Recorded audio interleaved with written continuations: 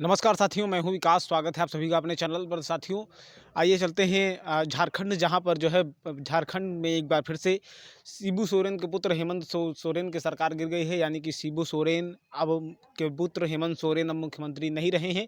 उनके खिलाफ जो है ईडी ने एक जो घोटाले का मामला था उस पर कार्रवाई करते हुए उनकी उनकी गिरफ्तारी भी कर ली है। और इसी के साथ झारखंड की जो राजनीति है वो गर्म है। अभी कल लालू प्रसाद यादव और उनके बेटे तेजस्वी यादव से पूछताछ हुई थी। ये सभी के सभी घोटाले के आरोपी हैं और इन पर जो है अलग-अलग मामलों में घोटालों की जांच चल रही है। आपको बता दें कि झारखंड में जो एक हेमंत सोरेन की गिरफ्तारी हुई है, उसके पीछे एक ज़मीन जो कि सेना की ज़मीन थी, उसका उसका घोटाला बताया जा रहा है। करीब 4.5 करोड़ की वो ज़मीन, मतलब 4.5 एकड़ की वो ज़मीन थी। और उस ज़मीन को जो है एक रहस्यमयी तरीके से, या यूँ कहें कि फ्रॉड तरीके से उसको जो है अपना बनाया गया। और उसके बाद में उसको जो है धीरे से इस तरीके से उसको दिखा दिया गया कि वो ज़मीन जो है एक किसी व्यक्ति की है।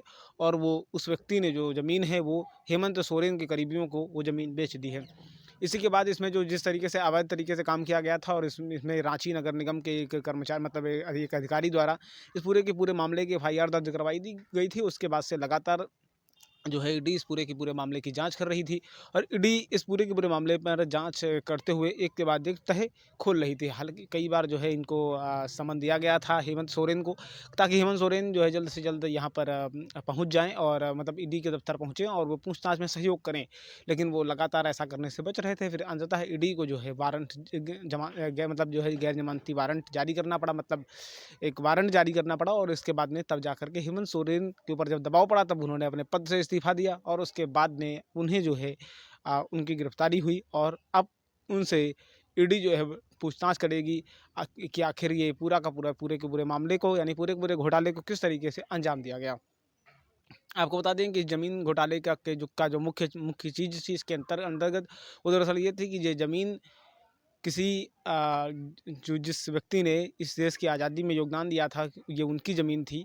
और उसके बाद में उन्होंने अपनी इस ज़मीन को जो है सेना को दान कर दी थी, यानी सेना को दे दी थी। और उसके बाद में तब से ये ज़मीन ऐसे, मतलब ऐसे पड़ी थी, वो सेना के अंडर में ज़मीन थी। लेकिन अब चूँकि सेना के पास में बहुत सारी ज़मीनें होती हैं, तो इतना उस पर ध्यान नहीं दिया गया। फिर इसके बाद में क्या होता है कि एक प्रदीप बागची नाम का जो शख्स होता है, वो लगातार, मतलब उसने मतलब इस ज़मीन को फर्जी तरीके से कागजात बनवाने शुरू किए, दिखाना शुरू किया। और मतलब उसने इस ज़मीन को अधिकारियों के साथ मिल करके, उस दौरान जितने भी अधिकारी थे उनके साथ मिल करके ये दिखा दिया कि ये ज़मीन हमारे बाबा की थी, मतलब हमारे पिताजी की थी 90 साल पहले। और उसके बाद में अब ये इनके नाम आ गई है। और फिर उसके बाद में इसको बेचने का खेल शुरू हुआ। तो इसमें एक व्यक्ति, अतुल नाम के एक व्यक्ति की गिरफ्तारी हुई थी, उससे जिसको ये ज़मीन बेची गई थी। और एक फर्जी कंपनी भी इसमें शामिल थी। उस कंपनी को मतलब जो है कोलकाता का बताया जा रहा है।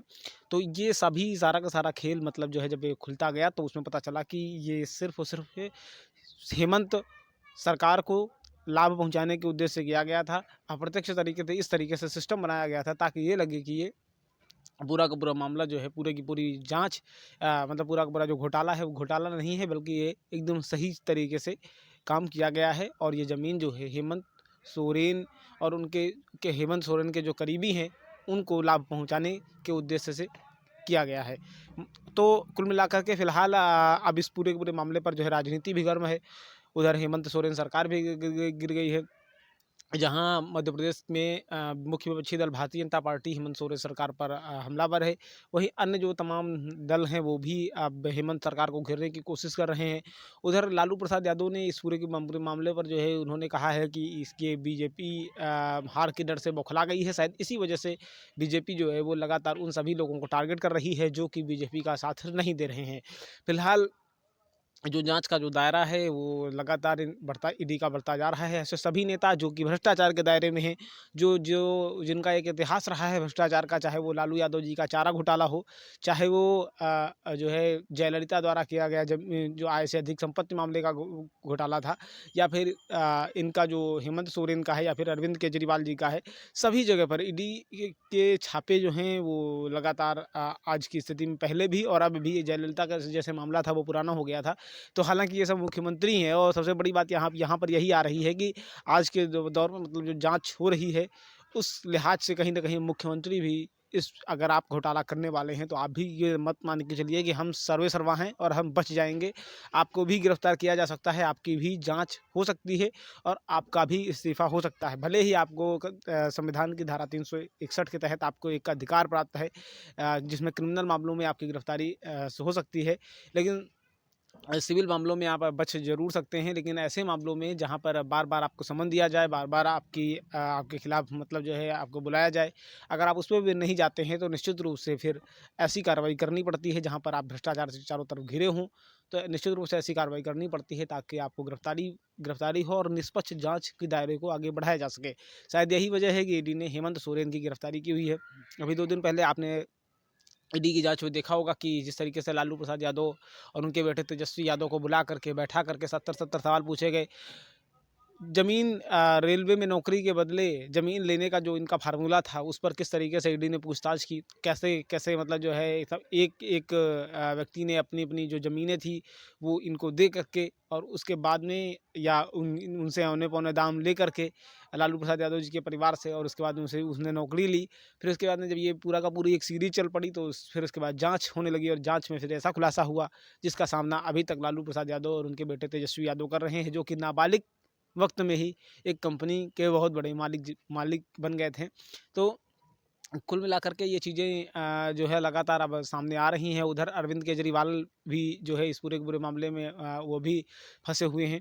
उनकी जो जाँच है, उनके खिलाफ जो जाँच है वो चल रही है शराब घोटाले में। दरअसल शराब दिल्ली में भी बीचों दिनों आपने देखा होगा 2021 में नई आबकारी नीति आई हुई थी और उस आबकारी नीति में ये इस सिस्टम के तहत लागू किया गया था कि ताकि जो आबकारी का मतलब जो बड़े-बड़े शराब के डीलर्स हैं, बड़े-बड़े शराब के ठेकेदार हैं, उनको जो है लाभ पहुँचाया जाए और बाद में कम से कम मतलब उसमें फिर उसके बाद में लाभ बीच का जो पैसा है, वो सरकार में बैठे हुए लोग चुपचाप ले लें और किसी को पता भी ना चले।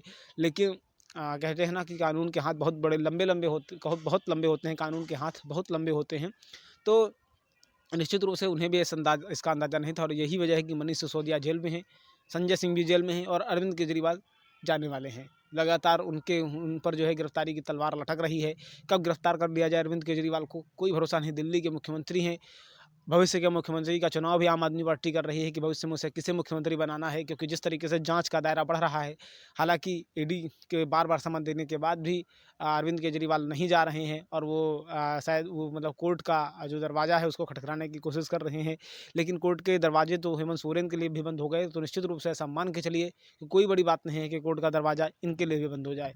तो कुल मिलाकर के ये सभी के सभी मुख्यमंत्री, चाहे वो जैसे तेजस्वी यादव जी हैं, वो भी उप मुख्यमंत्री रहे और ये आज हेमंत सोरेन को जिस तरीके से इस्तीफे के बाद उनका मतलब दिल्ली मुख्यमंत्री पद से अपना पद खोना पड़ा और उसके बाद में इस्तीफा देना पड़ा। तो निश्चित रूप से ये सभी के सभी इन लोगों ने ऐसे कार्य किए हैं जिसकी वजह से अब इनकी जो गर्दन है वो फंस रही है। भले ही आप बीजेपी पर आरोप लगाएं, हो सकता है राजनीतिक स्वार्थ की वजह से सत्ता की कमान जिसके हाथ में होती है, सिस्टम उसका होता है। लेकिन सबसे बड़ी बात यहाँ पर यही है कि आप ऐसा कार्य क्यों करें जिससे कि आप घोटाले के दायरे में फंस जाएं और आपका नाम एक स्कैमर के रूप में दुनिया के सामने आए, ना कि एक राज्य के सेवक, एक राज्य के मुख्यमंत्री, एक राज्य के उप मुख्यमंत्री या एक राज्य के मंत्री के रूप में। फिलहाल इन सभी के सभी नेता, चाहे वो दिल्ली के मुख्य सीएम अरविंद केजरीवाल हों या फिर हेमंत सोरेन जी हों या फिर लालू यादव जी हों, अब ये सभी जो है फिलहाल ईडी को कोसने में लगे हुए हैं। लेकिन ईडी को कोसने से होना क्या है, क्योंकि जांच की प्रक्रिया तो चल ही रही है। अब इन सभी को हो सकता है कि अगर जैसे कि जिनकी गिरफ्तारी हो उनको जेल भी जाना पड़े। अरविंद केजरीवाल अभी जेल से बचे हुए हैं, लेकिन गिरफ्तारी हो जाएगी तो हो सकता है जेल भी जाना पड़े। उधर हेमंत सोरेन को तो गिरफ्तार कर ही लिया है, तो उनका भी जेल जाना तय है। तो इस तरीके से जो भी अलग-अलग तमाम लीडरशिप है वो उनको जो है ईडी अपने शिकंजे में ले रही है। एक बड़ा मामला हुआ था बहुत पहले, जयललिता की, वो शायद पहली मुख्यमंत्री थी जिनको जो है उस वक़्त जो है अपना पद खोना पड़ा था और उनको गिरफ्तार भी होना पड़ा था।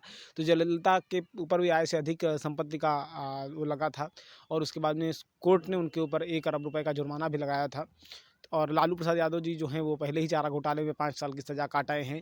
तो इस तरीके से ये जितने भी बड़े-बड़े नेता हैं तो वो कभी भी कानून से बाहर नहीं हो सकते हैं।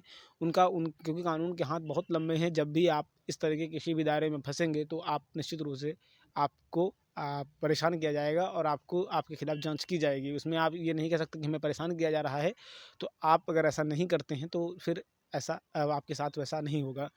तो कुल मिलाकर के जब एक तरफ दोनों चीज़ें हैं, या तो घोटाला मत करिए या फिर जांच में सहयोग करिए। दोनों बातों में आपका विदर्भ ईडी की जो है सैकड़ों सवालों की लिस्ट एक बार फिर से तैयार है, और वो अब तैयार है हेमंत सोरेन के लिए। आप हेमंत सोरेन ने अपना इस्तीफा देते हुए एक कविता ट्विटर पर बड़ी ही प्यारी लिखी थी, क्या हार में क्या जीत में किंचित नहीं भयभीत में। तो ये भय आप भले ही भयभीत ना होइए, लेकिन ईडी की जांच में सहयोग करिए, ताकि जो सच है आपके ऊपर अगर घोटाले का आरोप है तो उस घोटाले में जांच का सहयोग करिए।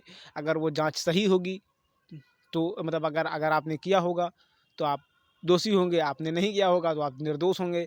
अरविंद केजरीवाल जी के लिए भी यही है कि अगर आपने घोटाला किया होगा तो आप जेल में होंगे, आपने नहीं किया होगा तो बेल पे होंगे, मतलब बाहर होंगे।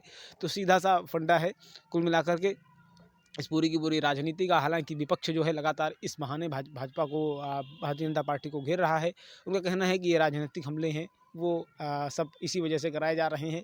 राहुल मतलब जो प्रियंका वाड्रा का जैसे केस था, वाड्रा का जो उनके ऊपर जो घोटाले के आरोप थे, तो इस तरीके से बहुत सारे हमारे यहाँ घोटाले वगैरह हुए हैं। इसमें हालांकि एक बार इस जांच के दायरे में जो है भाजपा के मुख्यमंत्री बीएस येदियुरप्पा भी फंस चुके हैं, उनके ऊपर भी कर्नाटका में। तो कोई भी पार्टी ये नहीं कह सकती कि हम बिल्कुल दूध के धुले हुए हैं और हम इस पूरे के पूरे मामले में अपने आप को एकदम निर्दोष साबित कर सकते हैं। जब येदियुरप्पा यानी जब भाजपा जिनके आज सरकार है, उनके भी मुख्यमंत्री इस जांच के दायरे में फंसे थे, ईडी ने उनके ऊपर भी कार्रवाई की थी, और उनका जो उनके खिलाफ जो भी स्कैम के जो आरोप थे उन पर गंभीर जांच की गई थी, और अंततः उन्हें भी अपने पद से इस्तीफा देना पड़ा था। तो कुल मिलाकर के पार्टी चाहे कोई भी हो, कोई भी दल हो, उसमें नेताओं के जो जनता के धन की मतलब एक गलत तरीके से खींचने की, अपने पास जमा करने की जो धन लोलुपता होती है, वो बहुत ही गलत होती है। ऐसा ही हुआ है झारखंड में। ज़मीन सेना की थी, और सेना की ज़मीन मतलब उसमें सेना के लिए सेना अपना कुछ बनाना चाह रही होगी, लेकिन उसको चूँकि ज़मीन एक पास इलाके में थी, महंगी थी, लिहाजा उन्होंने इस तरीके से उसको उसमें स्कैम किया कि उस ज़मीन को जो है एक मतलब उसको पड़ती दिखा दिया, एकदम मतलब आम ज़मीन दिखा दिया, और ये दिखा दिया कि वो किसी आम व्यक्ति की है, और वो उस आम व्यक्ति के बाद में जबकि वो व्यक्ति दूसरे की ज़मीन दूसरे की थी और दूसरे ने सेना को दे दिया था। लेकिन उसमें इस तरीके से पुराने 90 साल का रिकॉर्ड इस तरीके से बदला गया कि वो ज़मीन ऐसी दिखने लगी कि ये ज़मीन फला व्यक्ति की, यानी जो बागची हैं, बागची के पिताजी की थी, वो फिर उसके बाद में उनके नाम आ गई आफ्टर 19 ईयर। तो इस तरीके से, जबकि सच्चाई ये थी कि ये ज़मीन जो है उन्होंने सेना को दी गई थी काफ़ी पहले। तो और उसके बाद में मतलब एकदम कागज़ ही बदल दिया, दूसरे का कागज़ दूसरे का हो गया, और ये पूरा का पूरा खेल एक सिरे से होता रहा अंततः। लेकिन चूँकि जो जिसके पास पुराना रिकॉर्ड था, उसने इसके लिए जाँच जाँच का जो वहाँ पे मतलब टैक्स कलेक्टर वगैरह थे वहाँ के रांची के, तो उन्होंने इसके खिलाफ जो है जाँच के आदेश दिए। जाँच जाँच गई तो धीरे-धीरे खेल खुलता गया, और अब इसकी जद में खुद मुख्यमंत्री आ गए हैं, और वो अपना पद गँवा बैठे हैं। फिलहाल अब जो ये राज्य है, यानी कि झारखंड राज्य है, इसके नए सीएम चंबई सोरेन को बनाया गया है। काफ़ी करीबी हैं, बड़े नेता माने जाते हैं, झारखंड के टाइगर के नाम से जाना जाता है उनको।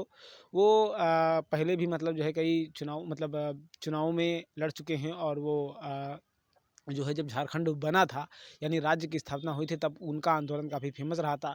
हेमंत सोरेन के पिताजी शिबू सोरेन के साथ उन्होंने ज़मीनी लड़ाई लड़ी हुई थी, ताकि झारखंड को एक राज्य का दर्जा मिल सके और झारखंड एक राज्य बन सके। इसके लिए उन्होंने काफ़ी मेहनत की हुई थी। पहले ये था कि हेमंत सोरेन की पत्नी वहाँ की मुख्यमंत्री बनेंगी, लेकिन उनके पास विधायकी नहीं थी, लिहाजा तत्काल बनाया जाना था। तो सारा का सारा घटनाक्रम सिर्फ एक दिन में हो गया, और एक ही दिन में मुख्यमंत्री हेमंत सोरेन की कुर्सी चली गई और चंबई सोरेन वहाँ के मुख्यमंत्री बन गए। तो कुल मिलाकर के फिलहाल राजनीतिक माहौल गर्म है।